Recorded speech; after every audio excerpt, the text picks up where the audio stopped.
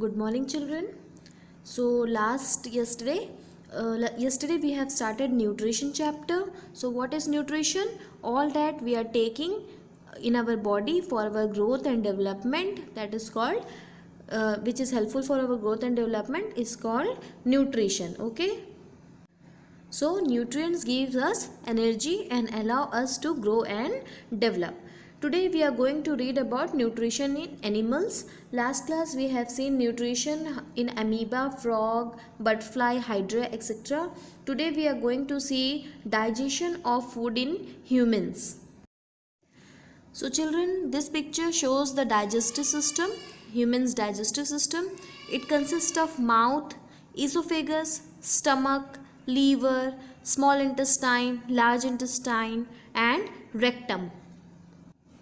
So inside our oral cavity we are having several types of teeth. So namely they are incisors, canines, premolars and molars. We are going to read about them in detail. So let us start types of teeth and its functions.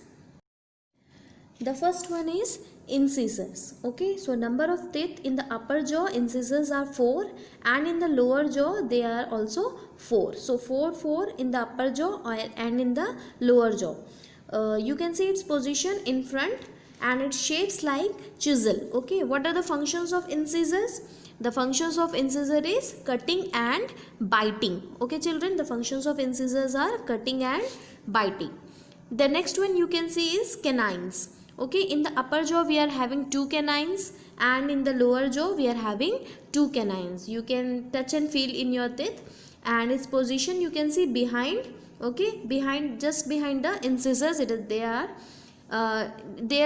having pointed shapes. Okay, you can see pointed shapes they are having, and its functions is to tear. Okay, for tearing food canines are useful. Okay, the next one is premolars. Okay, in the upper jaw they are 4 and in the lower jaw also they are 4. Okay, its position you can see just behind the canines, and shapes it is like a grinder. Okay, so its function is to grind and to chew the food. Okay, so premolars you can say that just they act like a grinder in our mouth.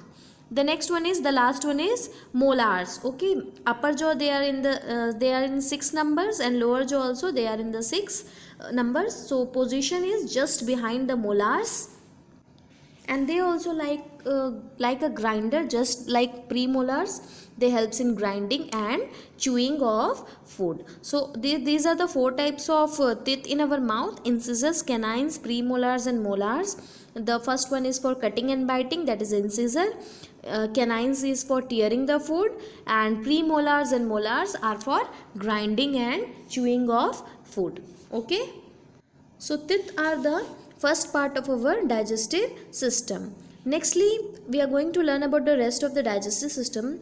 Children, most of the food material that we are taking inside even our mouth or body cannot be utilized as it is. So okay, so it is necessary to convert it into simpler substance, okay, which can be useful for our body. So this process is also only called digestion. So what is digestion? When the food materials we are taking, it is converted into simpler substance, okay, by our internal organs. You can see in this picture so many organs are listed in the human digestive system.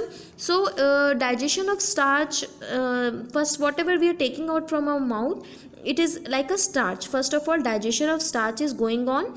You can see in this picture all the organs are helpful in the digestion of starch, whatever food we are taking, converted into simpler form. Okay, let me teach you in the detail all these things. First of all, food reaches the stomach. You can see where is the stomach. So food reaches from the stomach from the buccal cavity and going through the via esophagus. Okay, so enzymes, our stomach is having different types of enzymes. So enzymes coming from stomach, intestine and digestive glands mix with the food, and these are only helpful for the digestion of food and other carbohydrates, proteins and fats.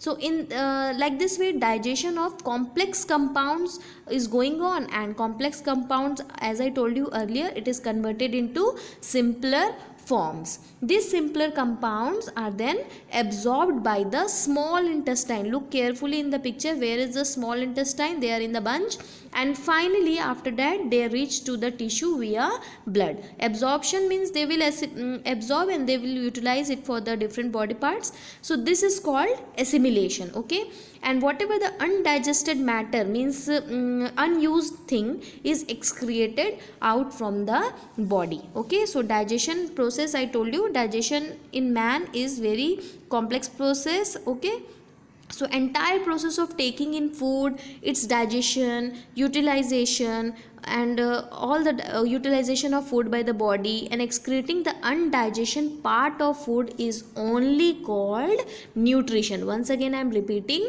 the entire process of taking in food. Okay, taking in food means we are taking food inside our body, its digestion, and after digestion what will happen? Body will utilize that. So utilization of the digested food by the body and whatever the unwanted things it is our body is excreting out, this whole process is only called nutrition. Okay children, now we are going to see digestion in grass eating animal. Grass eating animals means cow, buffaloes, etc.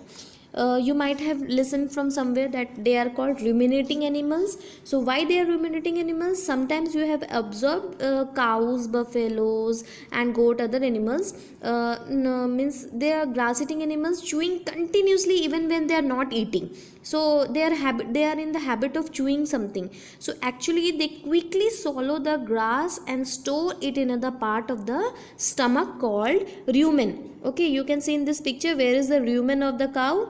In rumen, foods gets partially digested, not wholly, it is partially digested and it is only called curd. Okay, but later on the curd returns to the mouth in small lumps, means small part, and animal chew it again. This process is called rumination and these animals are called ruminants. You can see in this picture, where is the rumen of the cow?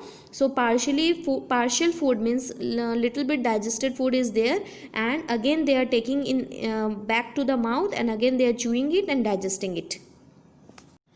And why they need to do like this? Because the grass or other thing what they are eating is rich in cellulose. Okay, what is that? Cellulose, a type of carbohydrates. So in ruminants or ruminating animals, the cellulose of the food is digested by the action of certain bacteria present in the rumen. So in the rumen of cow, some bacteria is there. They are helpful in the digestion of that cellulose, whatever present in the grass.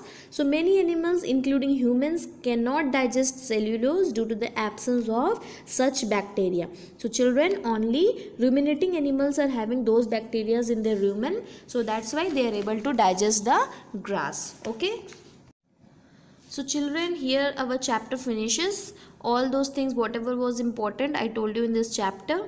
Next class I am going to upload the assignment in the question answers. Till that time, goodbye.